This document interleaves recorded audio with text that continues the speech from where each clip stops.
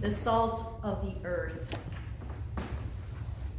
Before I begin talking about the salt of the earth in our gospel reading, I want to just remind you Episcopalians that in 1 Corinthians we are noted because it says, we speak God's wisdom, secret and hidden. You're supposed to laugh. We are the first chosen. At least that's what some say.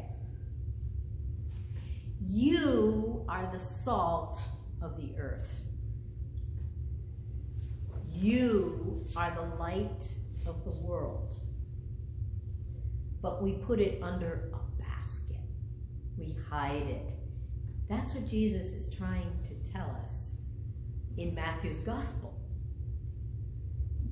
If we have the salt, if we have the light, we don't hide it. We don't put it away. We use it. So, salt, as you probably know, was an extremely valuable commodity back thousands of years ago. And I have to brag that my house in Italy is on the Via Salaria, which is the salt road. And it is where the salt was carried from Rome all the way to the Adriatic, from the Mediterranean to the Adriatic, right across the center of the boot. Salt is important. Why? Because it helps us preserve our meat and our fish to help give us life. We are the salt of the earth. We are the light. So why do we put it under a bushel basket? And we do, especially when we're trying to be polite. We think, well, they think differently and therefore, and we turn our backs. We don't embrace things that are different or people that are different, especially today in our diverse communities. We try to be gentle. But what we forget when we do that is that we are the heroes. We carry the light. And the light doesn't mean a particular religion or a particular way of life. It just means joy. It means happiness. This little light of mine, I'm gonna let it shine. And when you're that happy, you can't hold it back. You want to share it. So I'm going to talk about some of the heroes, especially in this February, the month where we honor the people of the Black community. So some of the heroes that have made their light shine, one of them, of course, is Martin Luther King.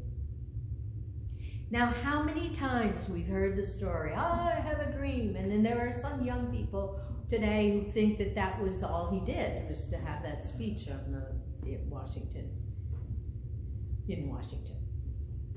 But the night before he was killed, murdered by those who couldn't stand that light, he was helping the garbage workers.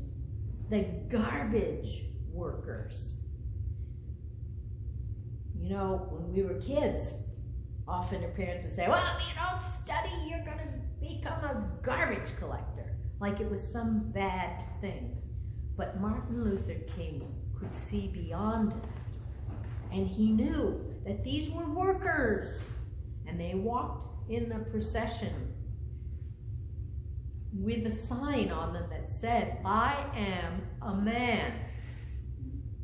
I am a human being. I am not garbage. So Martin Luther King became a hero because he lifted up those people that we wanted to toss out. And then another hero at Episcopal Divinity School, right in Cambridge, practically a stone's throw, metaphorically, from here.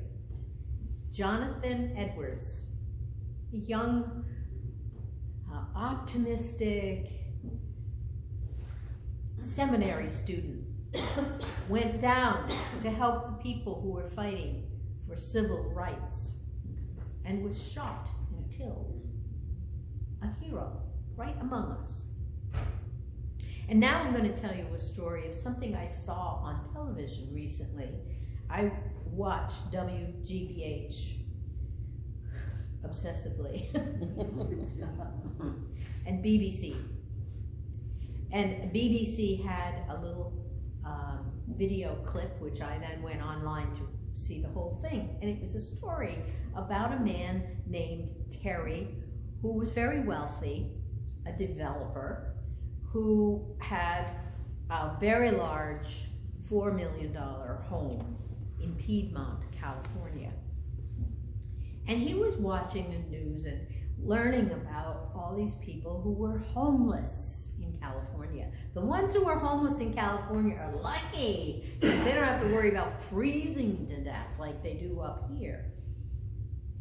But Terry, he was moved, and he let his light shine in this way. He met a middle-aged black couple who were living on the street and invited them to live in his home. The couple was called Greg and Marie. And what Terry found, Terry had grown up in a working class family. And when he began to talk to Greg, he realized that Greg had grown up in the same circumstances that he had. So here's Terry with a $4 million home as a developer, and Greg, and who is living homeless on the street. What he said in the film is the difference between Greg and me is only that he's black. I'm white. So they tried to live together. Apparently, Terry had a section of his home that was like a little tiny apartment. And so Greg and Marie, who were a very loving couple, and you'll see if you watch the film, they laughed and were very happy together as a couple. But things got really complicated because Greg and Marie wanted to sort of hang out with Terry. And Terry had his own life. He wanted his privacy. So they had to work that out. That was one problem. Another problem was what? Here is this neighborhood with $1 million homes and this black homeless couple that are dressed rather plainly, to say it at least. And so guess what? The police were called by the neighbors. Predictable. Even Terry had anticipated that and called the chief of police and said, look, I've got this couple living in my home. They're black. They were homeless. There's going to be phone calls. And there were.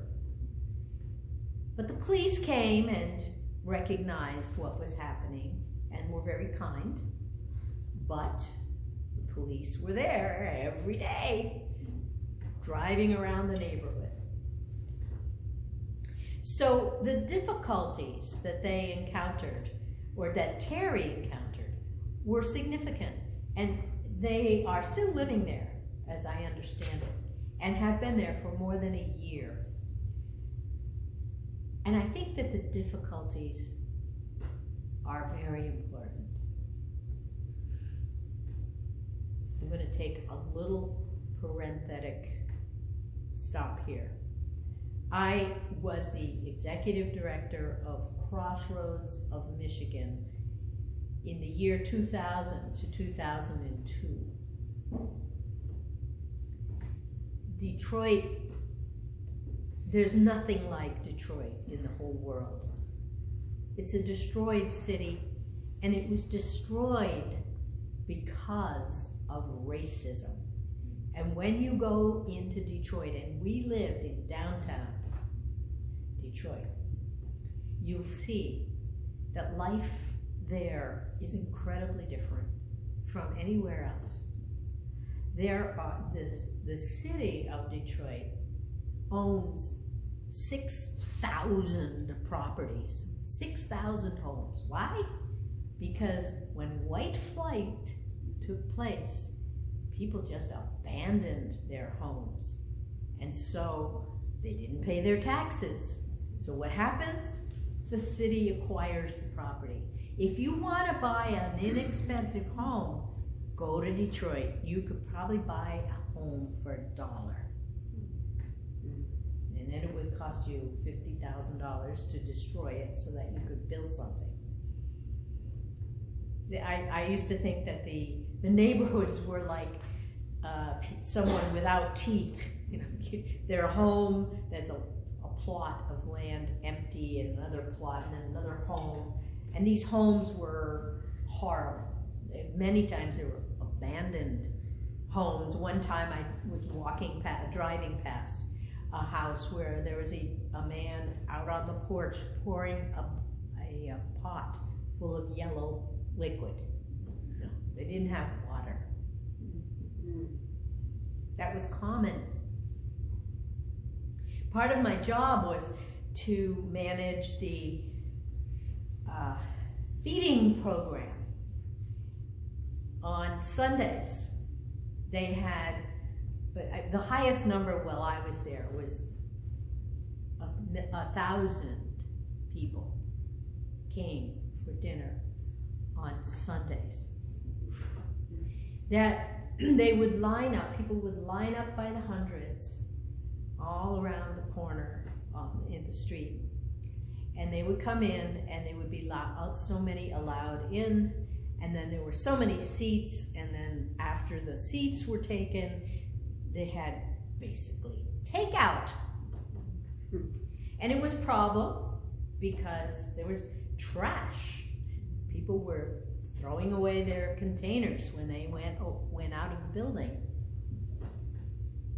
But what I want to tell you is the difficulty of being there. The staff was white, which I changed. The staff wanted to see if I could handle this when I was going for my interview.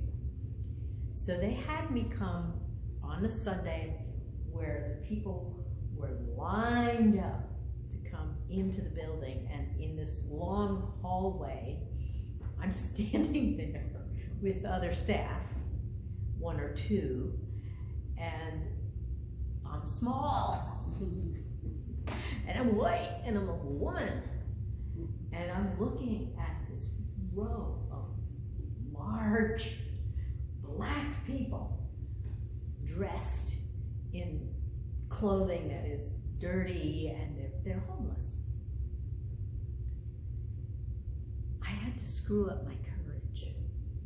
I mean, I knew I was in the right place, doing the right thing. But I also knew, how am I going to communicate to these people standing here that are scaring me? And everyone's watching me to see how scared I am. So I reached inside and I went to my faith. I went to Jesus.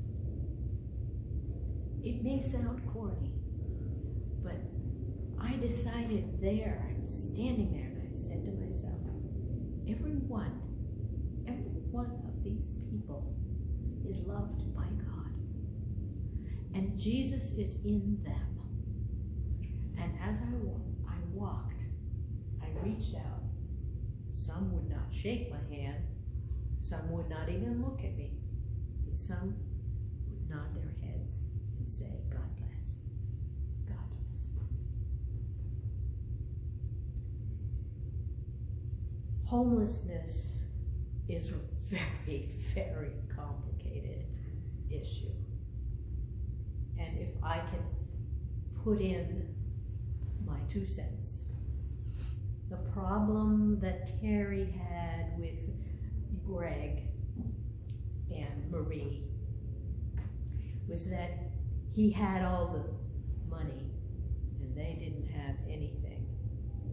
So then he began to instruct them as to how to get better, how to change their life. And then they started to explain to him, well, listen, because we're living in a home now, the state has decreased our income by $75 a month, which for them was was because if you're homeless, you get more money, and if you're not homeless, they take it away. And they were on disability, they weren't able to get a job. And if they got a job, they would probably get minimum pay, and they would not receive their welfare check. It's complicated. And Terry thought he could solve their problem because he had made it. But you know what? Terry had no idea how to survive on the street. But Greg and Marie did. And Greg and Marie knew the way to survive is to care for each other. Greg and Marie would go to the other homeless people and say, how you doing? How you doing? They would give whatever they could, whatever little they had, because they knew what it was like. In the film, I hope you watch it, they go back to the little piece of cement where they used to sleep together, and they explained how they laid down blankets so they could keep warm and how they cuddled together. And they missed it. And actually they went back and stayed there a couple of nights. Because for them, it was the community, it was the love, it was the caring that they received that was important. And although Terry had the heart, he had the spirit, the right spirit, he wasn't able to place himself equally, and understand that he didn't have the tools to solve their problem. You are the salt of the earth. Jesus said that. You are the light of the world. We are the city on the hill. We have to work for solutions. The solutions are to be sought, at least. It's the least we can do. To be the catalyst, to be the light, to be the salt, to be Jesus, and follow him. And that doesn't mean to convert everybody to Christianity, no. What Jesus wanted us to do is simply behave as though we loved one another. So we need to, like the song says, let our light shine. Be joyful in doing that. We don't need to be torn down by the negativity that we see today. It's difficult. The first step is to recognize our part in the solution. We begin by seeing those that are different from us and being faithful and persistent and courageous in seeking answers.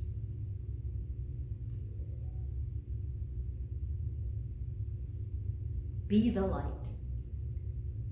Be the salt. Be the catalyst. Be courageous.